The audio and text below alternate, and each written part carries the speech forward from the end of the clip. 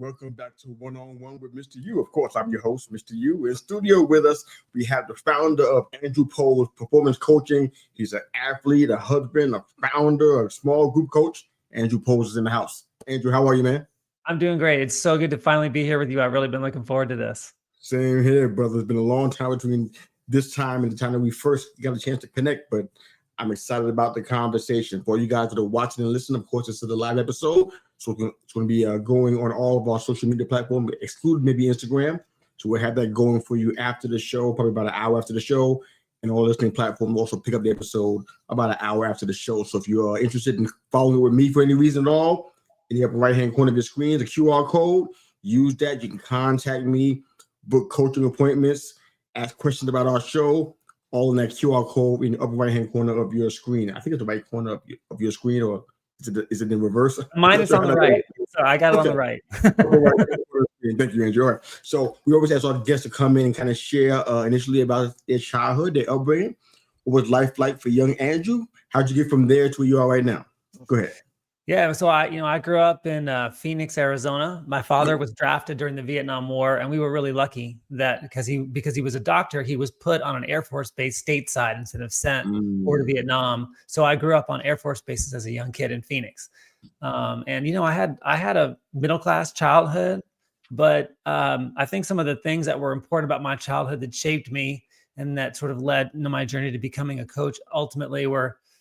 I lost my grandfather at a young age, and he died right in front of me when I was about 6 years old. And it was really terrifying. I didn't know at that point what death was or what it was all about. And, when he just kind of keeled over and died in front of us during dinner, my parents ushered us, my siblings and I, out of the house to a neighbor's house while my grandfather was being attended to. And then when we were brought back, the house was empty. It was dark. It was eerie. And when my parents finally came back from the hospital, they looked really upset when I asked, my mom, like, hey, what happened? Where's grandpa? She said, well, your grandpa died. And I said, well, what does that mean? Like, I literally didn't know what it meant. Wow. My mom said, well, it means he's gone and he's never coming back. And, when she said that, something like locked up inside me. I felt true terror. And I started having thoughts like, well, what are you going to die, Mom? Am I going to die? Like, when I die, where am I going to go? And I started having these like nightmares. About being buried alive, and I had to sleep in my parents' bedroom, and I slept in the bathroom with my little dog, with the lights on. I just got really scared. And I asked my mom every single night, well, can you explain this to me again? Like, what is death? What does it mean? And after about a couple of weeks of this, my mom sat me down on my sister's bed. I'll never forget this. She sat me down next to her. She explained it to me, but then she said, Andrew, this is the last time we're going to talk about this. I just can't do this anymore. And then she got up. She left the room. She turned down the hallway. She walked into her bedroom and she closed the door like thwomp. I remember hearing the door go like thwomp. And I was looking at her back as she walked into the bedroom, and I felt like, oh my gosh, it just happened again. Like I did something. I don't know what I did, but I've upset my mom and now she's gone. And it felt like I was never going to get her back. And it started to create this pattern in my life of being afraid of losing things unexpectedly and then never going to be able to get them back. And that was one of the things that led me to want to become more aware of what other people were feeling and what other people were thinking. Not because I truly wanted to help people, but because I wanted to protect myself from ever losing someone again who was important to me. So, at the same time, I had a very, you might call it normal, sort of middle class, childhood, those kinds of events. And I think we all have them. Those events that happen, whether they're traumatic or whether they're just a moment like that, shape you and wind up leading to the kinds of maybe strengths or superpowers you have that also have that darker downside to them. They're being driven by something that ultimately isn't productive, but it also helps develop you into someone who has like a superpower. So I think that, those are the kinds of things that led to me becoming a coach. Wow, that's an intense story, man. Just no real way to start that off, start the show off with that kind of tone. But it's like it's powerful, man. Very transparent, as you mentioned. Thank you for sharing it. Yeah. When, if you did at all, when do you get past the fear of losing someone or something? Have you gotten past that, or that's something that you still kind of you have to manage or kind of deal with? I think that's a great question. In my experience, Mr. U, that there are two kinds of fears. There are some kinds which certain kinds of insights just eradicate completely. They just leave you and they don't come back. And then there are others that are like, I mean, you and I are old enough to get to know this analogy. Like some are like digital and some are like vinyl, right? Like you stamp a vinyl record and that thing never changes. You don't rewrite vinyl. And then some are digital.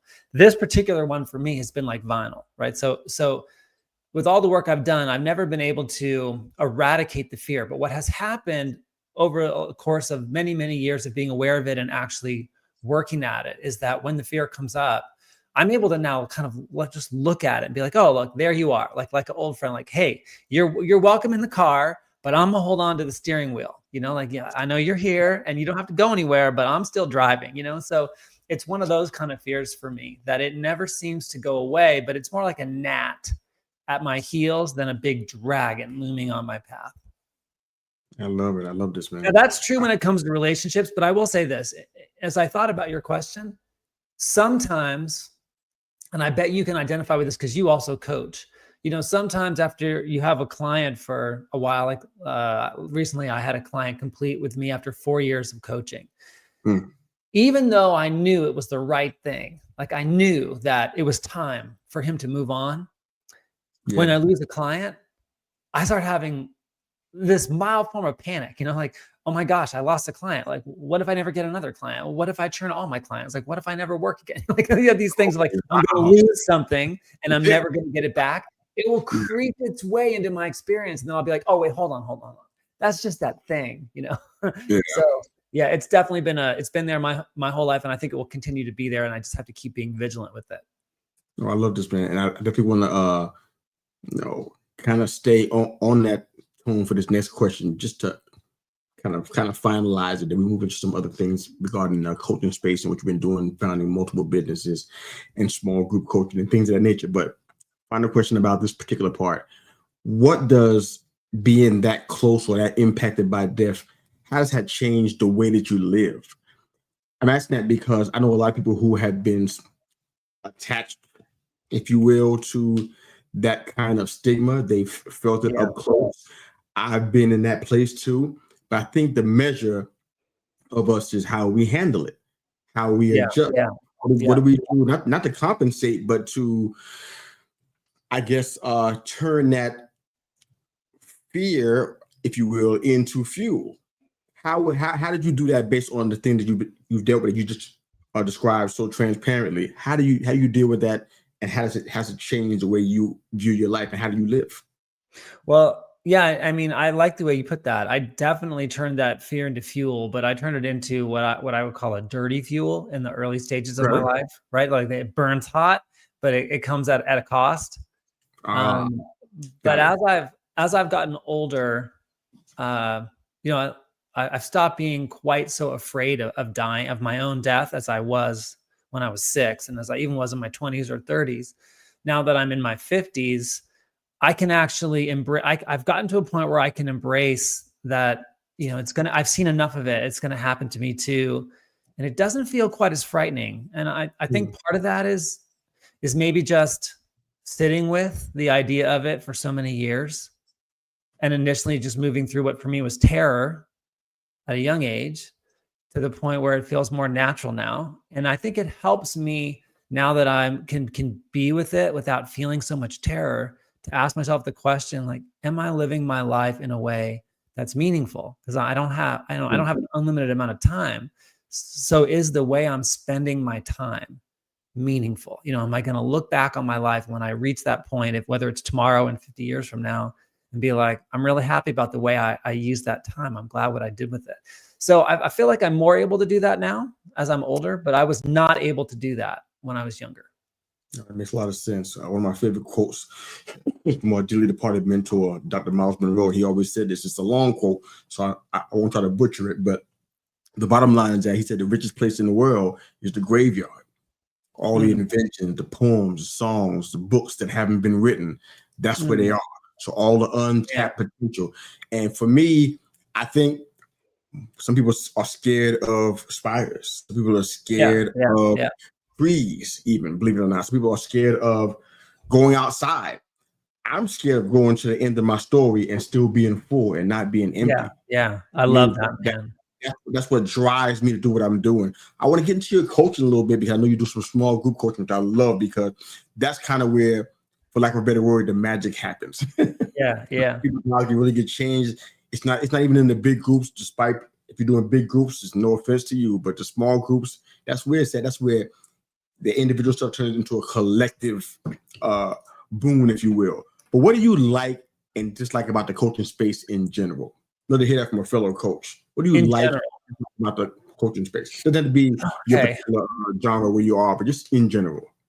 If you got a personal account, you can share it, but I think I get your question. So yeah, what I like about the coaching space in general is that coaching as a field gives lots and lots of people an opportunity to be entrepreneurial and to contribute based on, their lived experience and creating value from both who they are and what they've been through. And I think that's an incredible thing. I just think that's awesome for so many people that we can contribute to each other from our experience.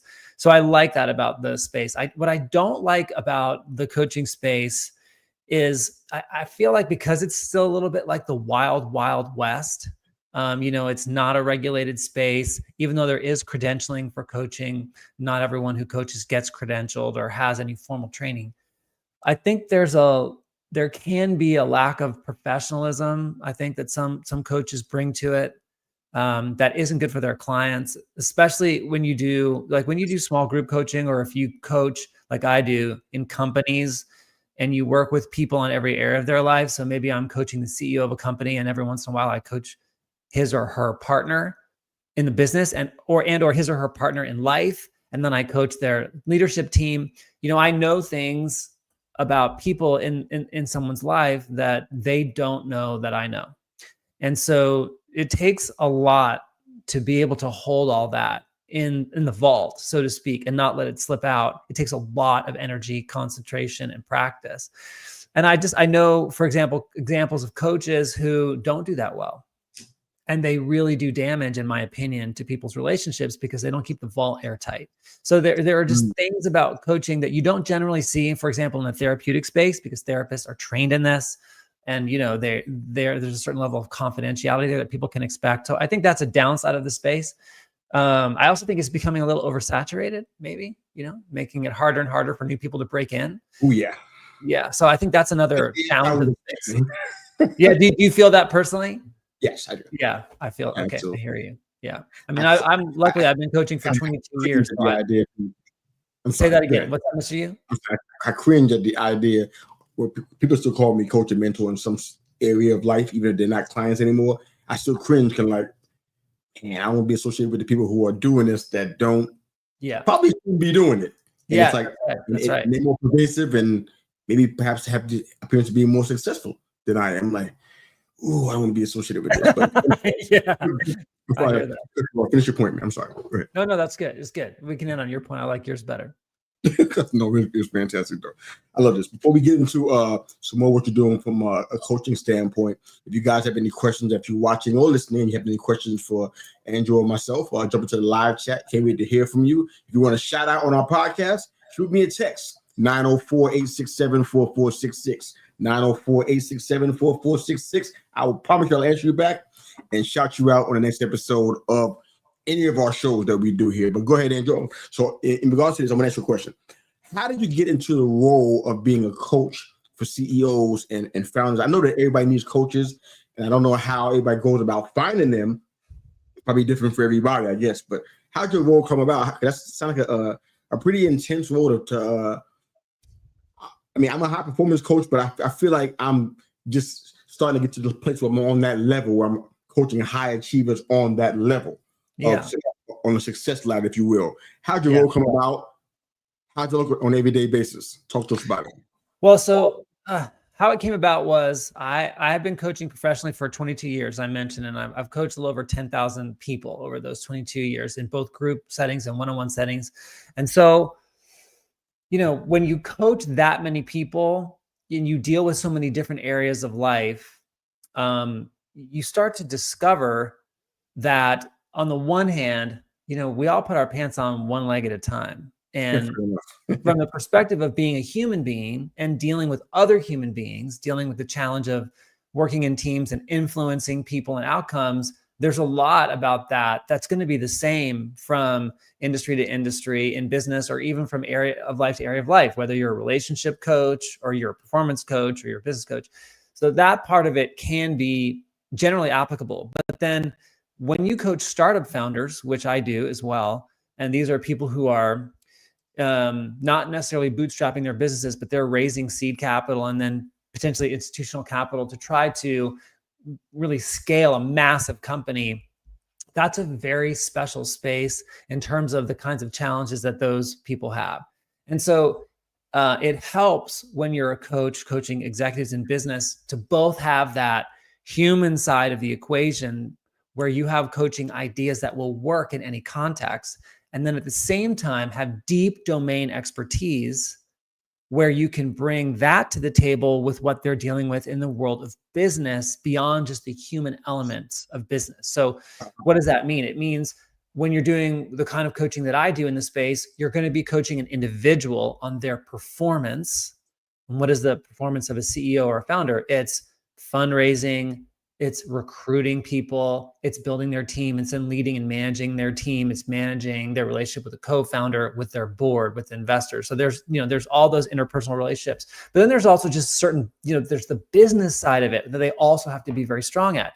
So on that side of the equation, Mr. Yu, I think what led to my being able to do this is my third business. So I've started 3 businesses. And then I've also run 3 other multi-million-dollar businesses for other people in various leadership roles, from being like a president or a general manager to, being sort of like if you've ever seen the movie Pulp Fiction, the character, the wolf, the guy they would send in when, what hit the fan and things needed to get sorted out and turned around. And I've been that guy in companies.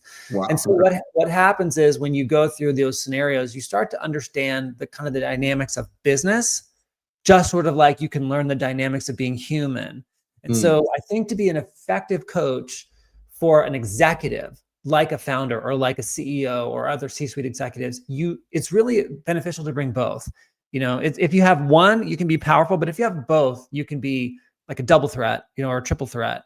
And so that's what I love about what I do. I get to coach my founders on their marriages and parenting their kids. I get to coach them on recruiting. I get to coach them on how to influence their teams. I get to coach them on the vision of their companies. I get to do all the things I've worked on over the course of my life.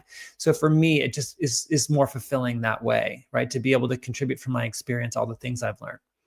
I love that, man. That's a great answer. I got a 2-part question for you, Andrew. Yeah. All right. Well, first part, because I'm walking in. I've been coaching for, I think I'm going into the 25-year realm now. I think. Amazing. But I was doing personal and business coaching. I wasn't doing high performance coaching until now. So this is a new foray for me. It's not super different because some of those same issues that people came to me before, high achievers deal with them as well. Yeah. So it kind of translates. But you have a lot of experience with high achievers and dealing with burnout and stress. So I want to ask you a 2-part question. One, what's the first thing you do when you're dealing with a high achiever in the coaching space because of all of the stress that they deal with, and you're trying to help them avoid burnout before it happens? And the second question is, how do you not get that stress on you? Because what it's trying to accomplish is so massive, and it's like it's really hard to not feel the stress that they're feeling.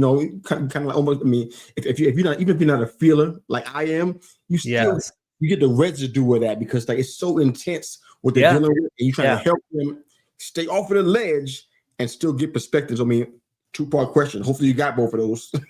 Yes, I got both of those. I'll start with the second one first, since it's probably closest to mind for people. Yeah.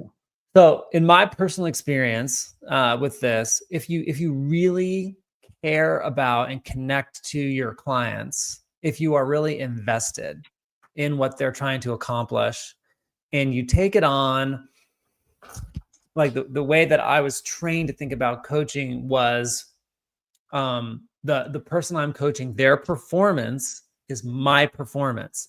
It's like they're a dart and I'm throwing the dart, right? So if the dart doesn't hit the bullseye, I have to look at, okay, how did I throw that dart? So I was trained to take coaching on that way. Now, taking coaching on that way makes you very, very sensitive to how your coaching is performing. But at the same time, to your point, it also can lead to you taking on a lot of the worry and stress of how your clients' businesses are going. So I think you've asked a really important question. And my experience with this is that it takes practice. In the beginning of this business, so I've had this particular, of my 3 businesses, I've had this one for 5 years or 5.5 years.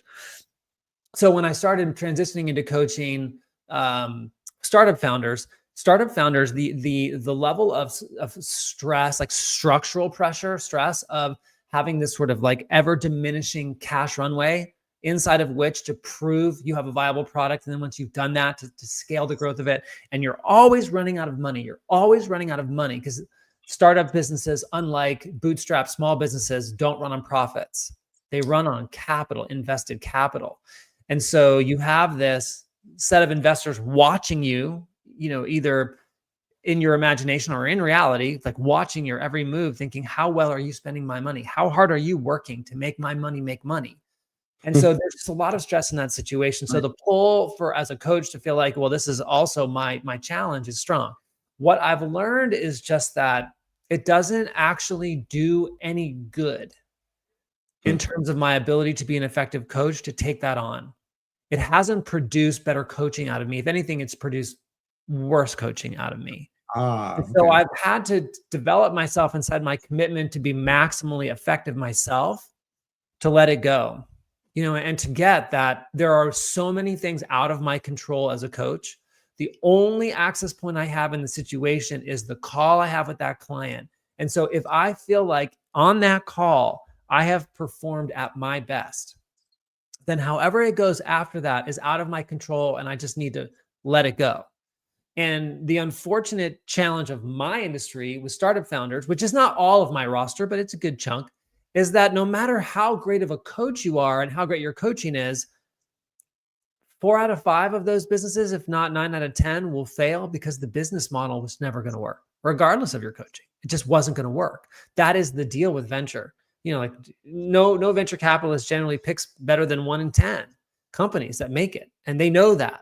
And so you kind of have to, in my case, develop that perspective at the same time, which is a little contradictory, feeling like, yeah, but on this call, I want to be on this call. Like my coaching is going to be the thing that either makes or breaks the business, and take it on with that kind of focus and intensity. So I've trained myself to hold that seemingly contradictory space. So that's my answer to your second question. Now, you're going to have to ask me the first one again, because I've already forgotten. What was the first question?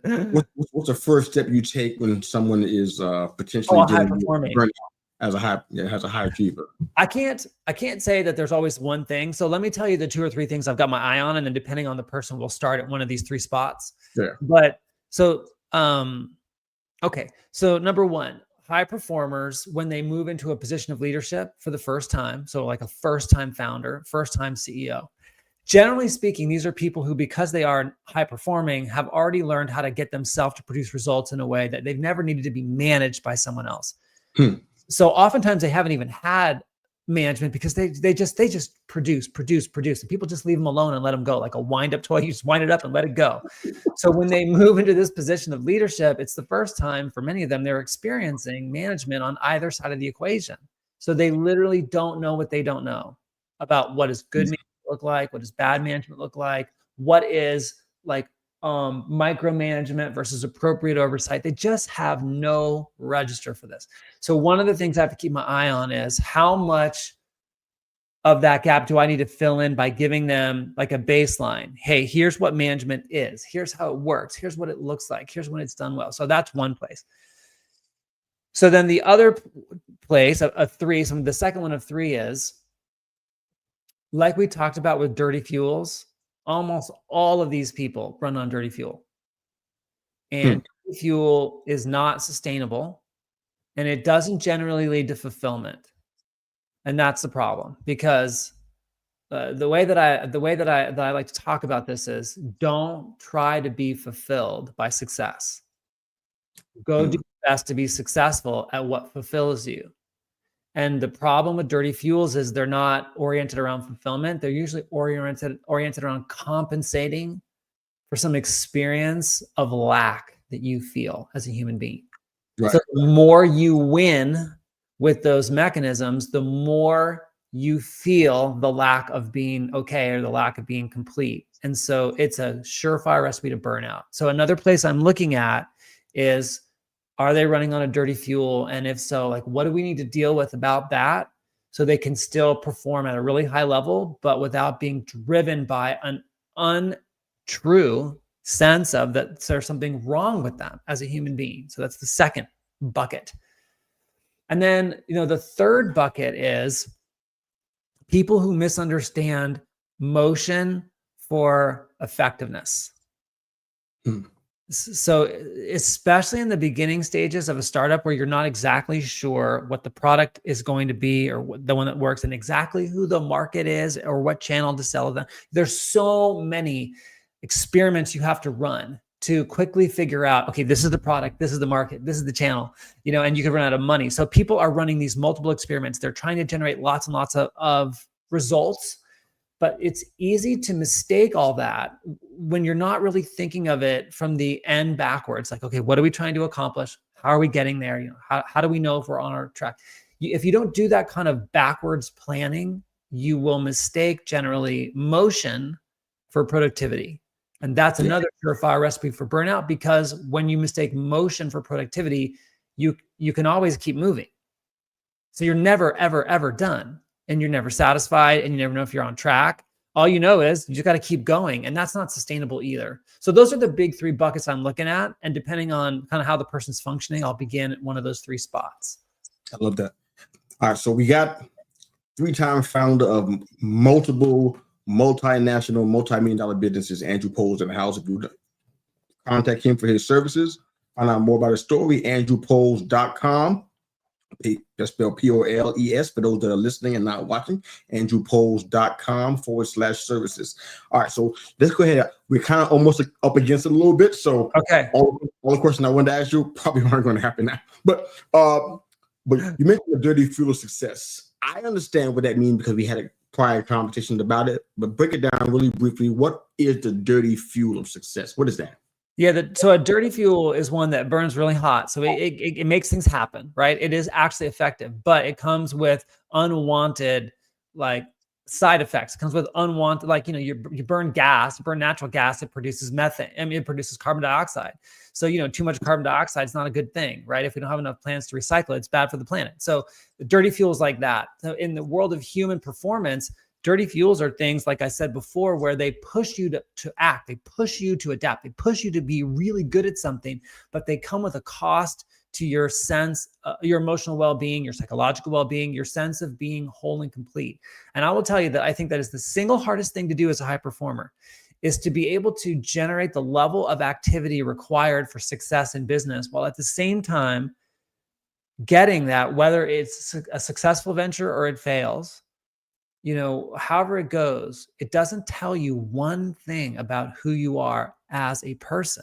And to be able to maintain a sense of yourself as a person that is empowering, that's whole and complete, regardless of the results you produce or fail to produce in any given moment or period of your life. So a clean fuel is one that allows you to perform really at a high level, but doesn't cost you that sense of yourself.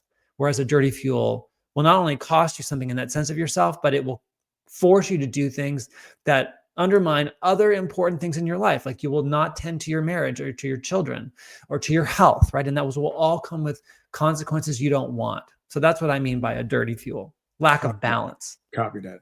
I want to see if I can try to get 4 more questions in before we get out of here. So I'll need your help with that part. We do rapid fire. I'll talk less. Go. I'm with you. Because you help people who deal with burnout, I'm assuming that you have a burnout story. Oh gosh.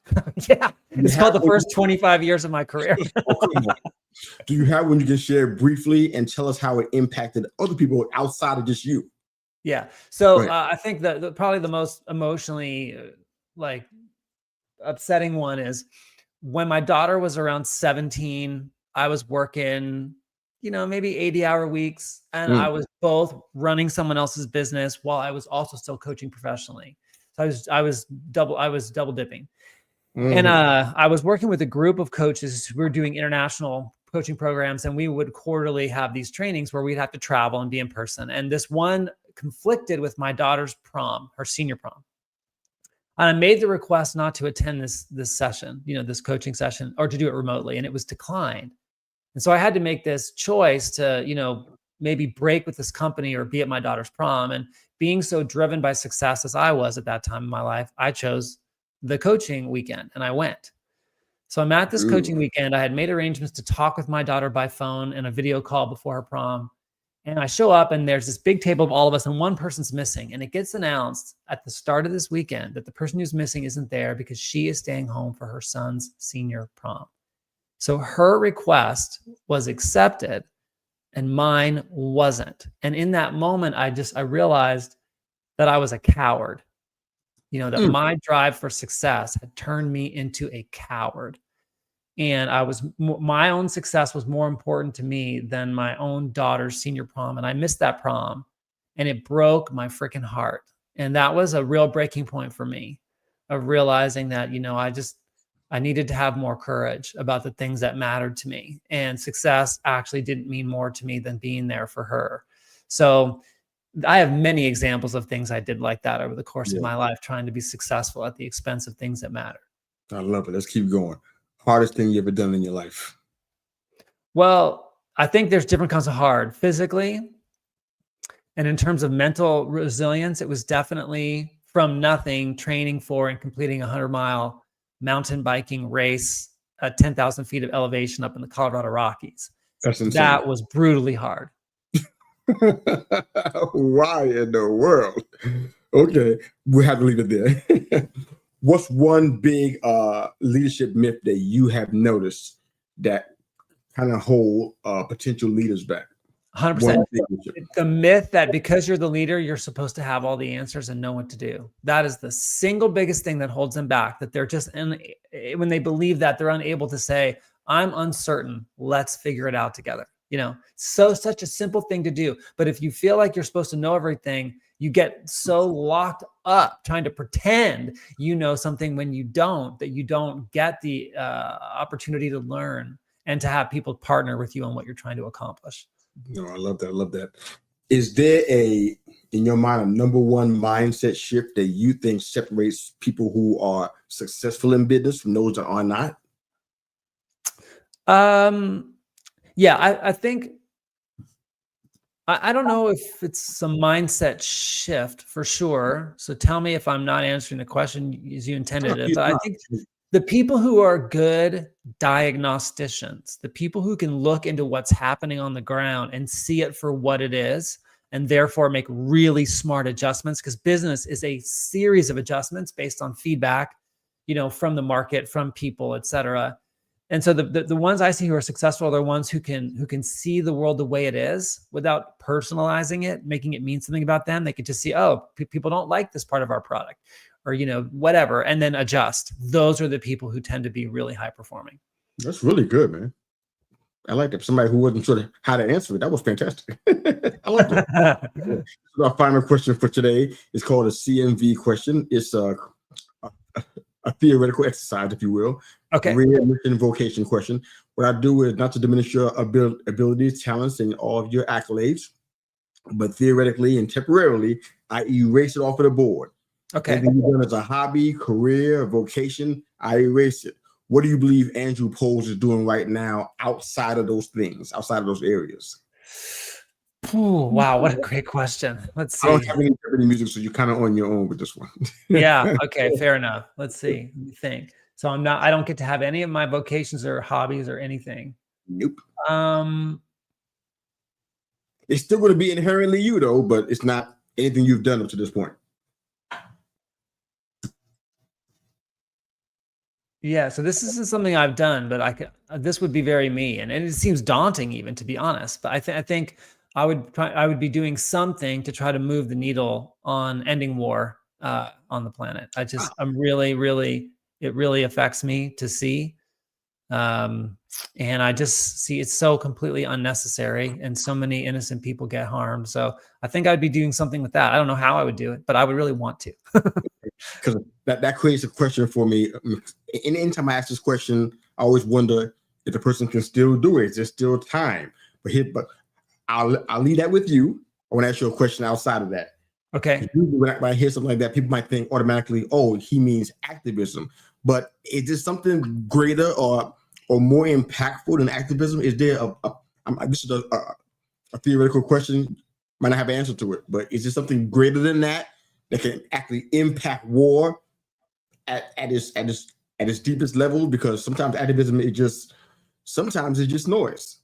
Yes, I agree with you on that. Yeah. I So don't attend marches for that reason, because I just don't get like what happened.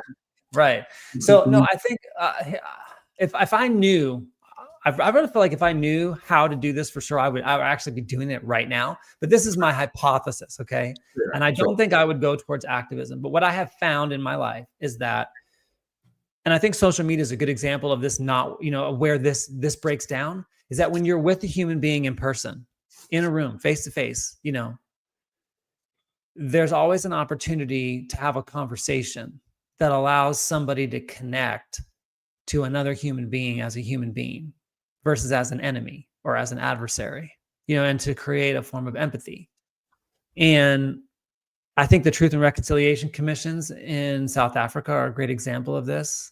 Just an unbelievable example of where this was done in a truly horrific situation. So I think the answer to it's going to come from empathy.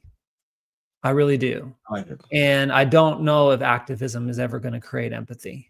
Maybe it can create pressure, but I don't think it'll create empathy. Fair. I love it. 3-time founder of multi-million-dollar multinational companies, small group coach.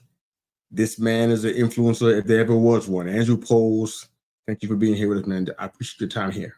Thank you. Yeah, you are welcome. It's been such a pleasure to meet with you. And I do want to say one thing so that your people will have an accurate view of me. Otherwise, I'd be lying. None of the companies I've founded have been multi-million-dollar multinational companies. I have run those companies for others. I would like to say that my companies have been that, but I have not. Impressive?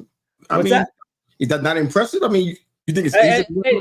If it's impressive, that's awesome. I just don't want to feel like I'm letting you say something that I know is inaccurate and not correcting. That's all. So I'm sorry if I didn't say that clearly with you, but yeah. So like my companies are smaller businesses, but the ones I've run for others and the people I coach are running those kinds of companies. Yeah, you've built them and you've grown them and you led them. That's not. That is absolutely true. Absolutely true. That's not. That's still astounding. You guys can find andrewpoles.com/services.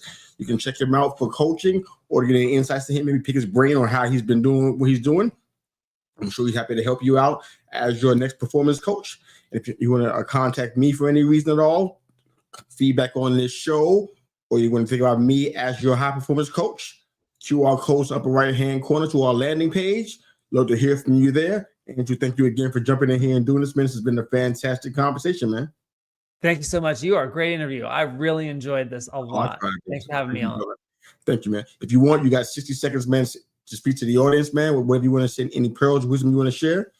60 seconds. I think, if thank you for that. Here's what I want to say. If you're out there listening to this because you're a builder or a dreamer, even if you're an aspiring builder or an aspiring dreamer, but you're not acting on it yet, I'd like people to, to consider that when you have a dream, the dream came and found you. It's trying to come into the world through you. So I invite you to believe in yourself and actually act on that and go build a meaningful life from what you dream is possible. That's my invitation. I hope you'll accept it. I do. Fantastic words. That's Andrew, our Mr. U. We're out of here. Thanks for watching and listening. This episode is going to be on all the live and listening platforms within the hour. Have a great day. Thanks again for watching and for listening. Thanks.